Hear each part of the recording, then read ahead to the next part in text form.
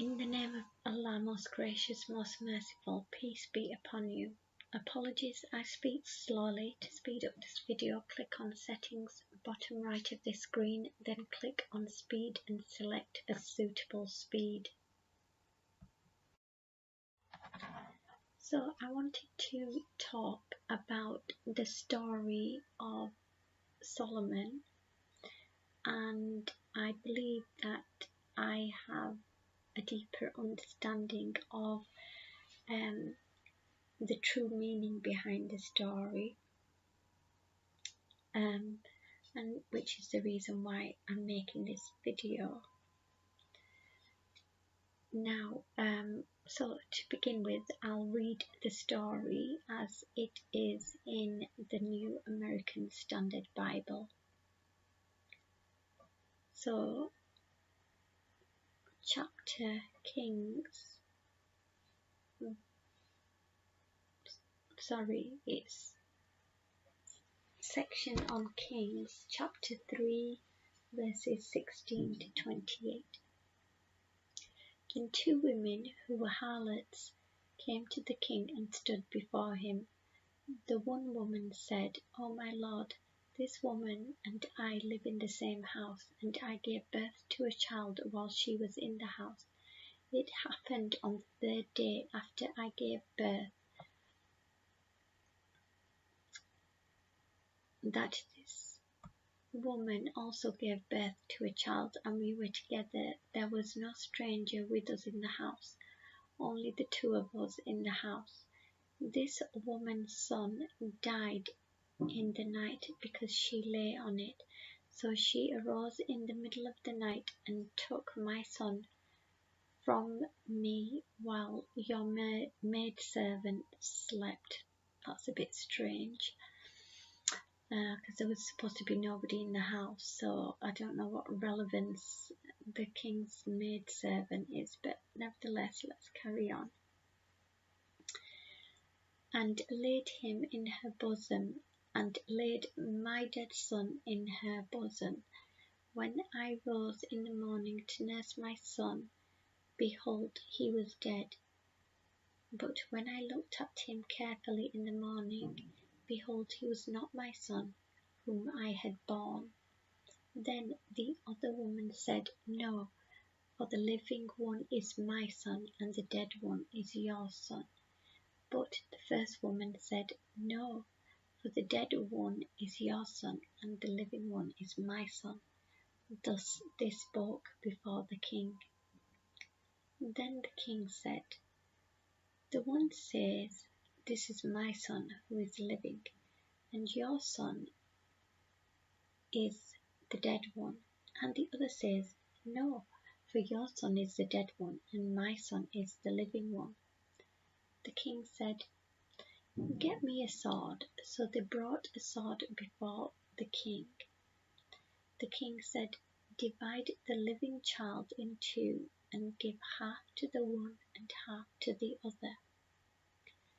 Then the woman whose child was the living one spoke to the king, for she was deeply stirred over the son, and said, "O my lord, give her the living child, and by no means kill him." But the other said, "He shall be neither mine nor yours. Divide him." Then the king said, "Give the first woman the living child, and by no means kill him. She is his mother." When all Israel heard of the judgment which the king had handed down, they feared the king, for they saw that the wisdom of God was in him to administer justice. Now, it's written in a strange way, isn't it? It's written as if you're talking to a child. That's number one. And number two, I actually read this when I was 11 years old. I found a book with stories, a book that had 100 stories and there were morals behind all the stories. And I was very shocked by the king's decision. So, because I thought, well, it's quite obvious what's going to happen. The child will die. So I was really shocked that that was a bit mean of him to suggest that he's going to cut the baby up and give one half to one mother and one half to the other. And I didn't actually know that it was a Bible story I was reading at the time. And then when, I used to try to, when I used to read these 100 stories, I used to try to work out the moral behind it myself. And then if I couldn't work it out, then it gave a statement about what the moral of the story was. And the moral of this story was how the king was a wise judge. And I thought, no, even at the age of 11, that didn't ring true to me. I thought there's something wrong there. That isn't the moral behind this story. Now, recently, I had some conversation with a few friends, and it made me realise what I think the moral of the story was.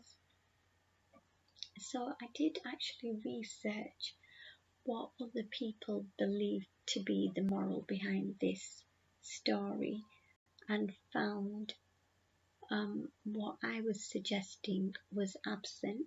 So I thought I'll let people know what I think about the story. Okay, and it is my humble opinion that the two women represent two kings, or two politicians, or two leaders, or two rulers. And the baby represents the people. Now, King Solomon cutting the baby in half represents splitting a community between two rulers. So these people want to become rulers of a land. Now, the just leader wants unity for the community. He or she wants the community to remain united, whereas the other one doesn't care if the community become divided. But what will end up happening is that just as the baby will die if divided, communities die when they are divided.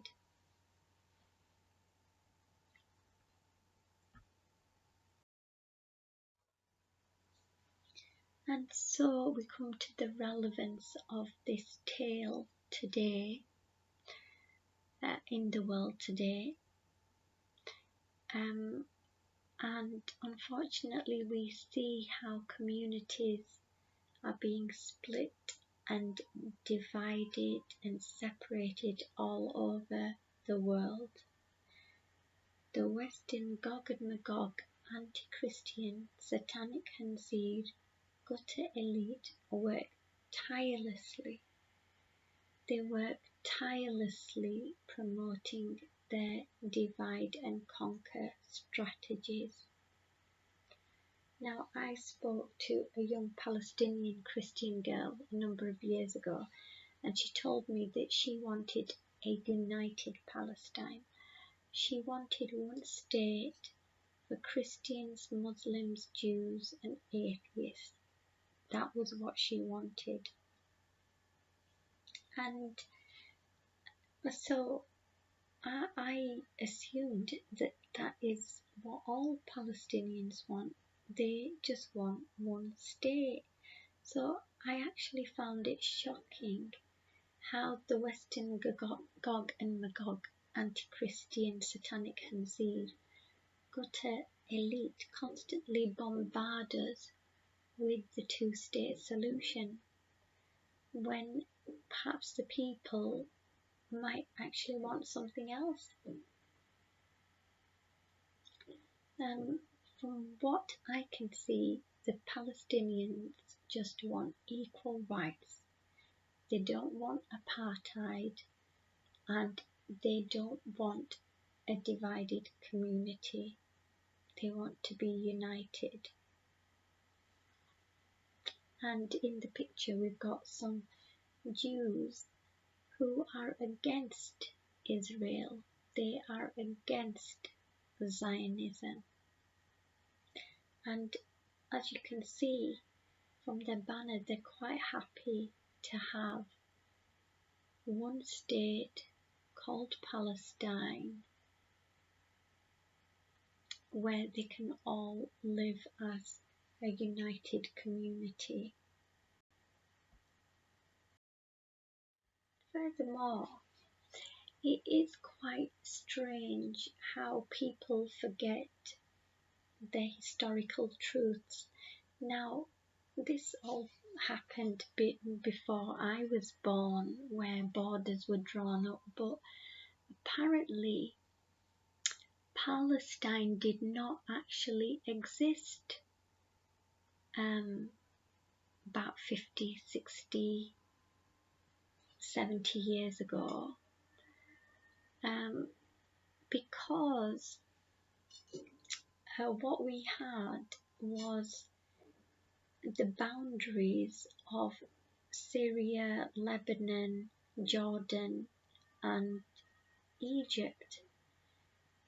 There was just boundaries between these nations, and because I had read about Palestine in some United Nations documentation, and that there was an agreement to rename this boundary area that the Zionists had invaded and rename it to call it Palestine.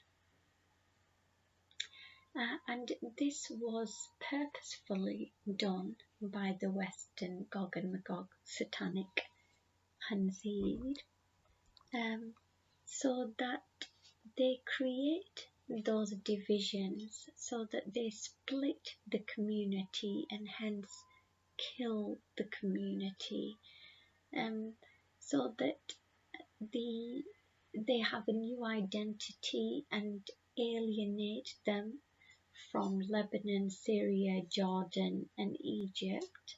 That was their motive. And so that all these countries don't gather to attack the Zionists that had invaded the Middle East. And so that young people, young Egyptians, Jordanians, Lebanese and Syrians forget that that region was a part of their country. I mean, I thought Palestine had existed long before I was born, but it hadn't. I discovered that when I read this UN documentation. So naming the area Palestine alienates those people in Palestine region from the surrounding people, and also it revives the biblical narrative about Philistine. So I do think it was purposefully named Palestine, representing Philistine from the Bible. and the story about how God told the Jews that they could have the land belonging to Philistines. So the ignorant Christians and Jews perceive it as that biblical area when it might actually not be. And besides that, I actually don't believe that the Jews that lived there left there unless they chose to leave. They were not evicted, they weren't expelled from there by the Muslims. In fact, they suffered more torture in the hands of the Western Gog and Magog when they invaded Jerusalem and hacked to death all the Christians, Muslims, Jews that were living there. So they had no mercy on anybody. It was, if you were a brown person living in that region, you were killed by the Crusaders. So the Jews have lived there for centuries, and they were still living there before the West started importing Zionists into the region.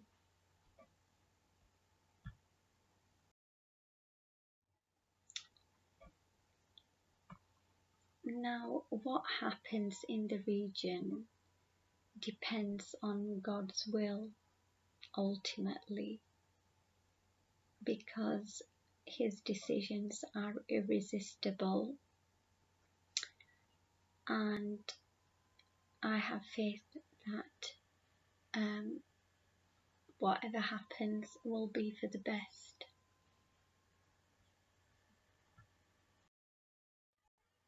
And I would like to pray as usual that Allah guides us, protects us, and gives us peace and forgiveness. I pray Allah guides the Gog and Magog, Satanists, Antichrist, and the devil to the straight path. And may the ultimate success be that all creation unite for truth and justice, and may humans be humble enough to recognize they are not wiser than Allah. And I pray that Allah makes the children be a source of peace for the parents, and the parents are a source of peace for the children. And I pray I am made a source of peace for all. And I pray that I achieve martyrdom by defending the vulnerable. Allahu Akbar. God is truly great, and Allah Hafiz. God protect you all.